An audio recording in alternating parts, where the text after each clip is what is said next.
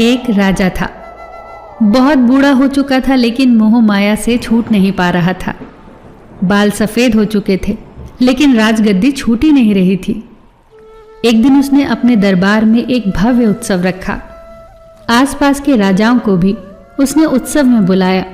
उसने अपने गुरु को भी बुलाया और उत्सव को रोचक बनाने के लिए राज्य की प्रसिद्ध नर्तकी को भी बुलाया गया।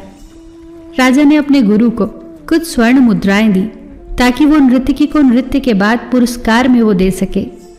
रात भर नृत्य चलता रहा। सब आनंद से झूम रहे थे। सुबह होने ही जा रही थी कि नर्तकी ने देखा तबले वाला नींद में ऊँग रहा है। वो झपकियां ले रहा है, जिसके कारण तबले की ताल धीमी हुई जा रही थी और नृत्य भी धीमा पड़ने लगा। नर्तकी ने उसे जगाने के लिए एक दोहा पढ़ा। बहु बीती थोड़ी रही, पल पल गई बिताए, एक पलक के कारणे ना कलंक लग जाए। इस दोहे को जैसे ही सबने सुना तो सब सजग हो गए, जैसे उन्हें कोई गहरा ज्ञान मिल गया हो। सबने अपने अपने अनुसार इस दोहे का अर्थ लिया। तबले वाला सतर्क होकर तबला बजाने लगा।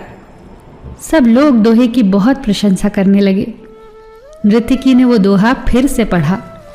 बहु बीती थोड़ी रही, पल पल गई बिताए, एक पलक के कारणे ना कलंक लग जाए।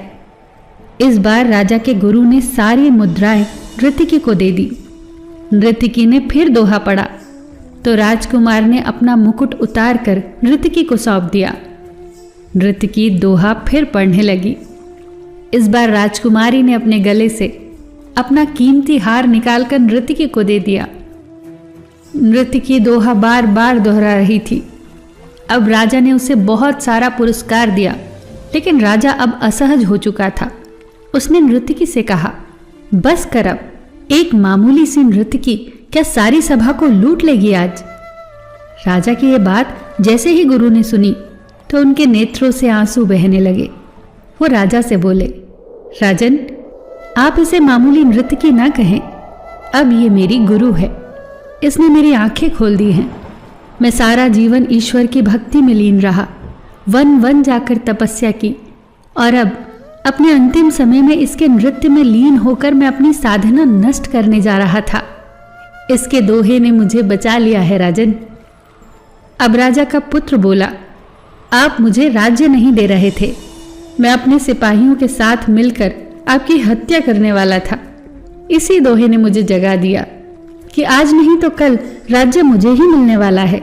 फिर पिता की हत्या का कलंक अपने सिर पर क्यों लूं? राजा की पुत्री भी राजा से बोली, पिताजी, आप मेरा विवाह नहीं कर रहे थे। आज मैं महावत के साथ भागकर अपना जीवन बर्बाद करने वाली थी, पर इसी के दोहे ने मुझे सुमति दी कि आज नहीं तो कल तेरा विवाह हो ही जाएगा। तू क्यों घर से भागकर अपने पिता को कलंकित करती है? ये सारी बातें जब राजा ने सुनी तो उसे भी अपनी गलतियों का भान हुआ और उसने उसी समय राजकुमार का राज तिलक करने का निर्णय लिया और राजकुमारी से भी कहा, पुत्री, मैं जल्दी ही योग्य वर देखकर तुम्हारा विवाह कर दूंगा। ये सब होता हुआ नर्तकी देख रही थी। उसके मन पर इसका इतना गहरा असर हुआ कि वो सोचने लगी, मेरे एक दोहे से कितने लोग सद्मार्ग पर चल पड़े हैं।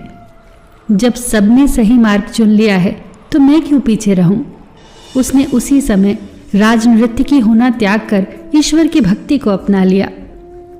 कभी कभी जीवन में हम बहुत कठिन रास्तों से गुजरते हुए अपनी मंजिल को बस पहुंचने ही वाले होते हैं कि ठीक उसी वक्त हमारा सब्र टूट जाता है।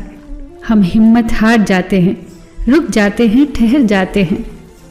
वो कहते हैं ना कि कश्तियां अक्सर किनारों पर ही डूबा करती हैं। ये बात बिल्कुल सच है कि मंजिलों पर पहुंचने से ठीक पहले ही सब्र टूट जाया करते हैं। इसीलिए जब भी ऐसा लगे कि आप अधीर हो गए हैं, धैर्य खत्म होने लगा है, तो बार बार इस दोहे को दोहराएं। बहु बीती थोड़ी रही, पल पल गई बिताए, एक पलक के कारणे क्यों कलंक लग जाए। फिर देखना, आपके अंदर आगे बढ़ने की हिम्मत आ जाएगी, सब्र आ जाएगा, अधीरता खत्म हो जाएगी। याद रखना दोस्तों, धैर्य रखना उन गुणों में से एक है जो परमात्मा को सबसे ज़्यादा पसंद है। फिर मिलेंगे दोस्तों अगली कहानी के साथ। तब तक के लिए अपना ख्याल रखना और हमेशा मुस्कुराते रहना।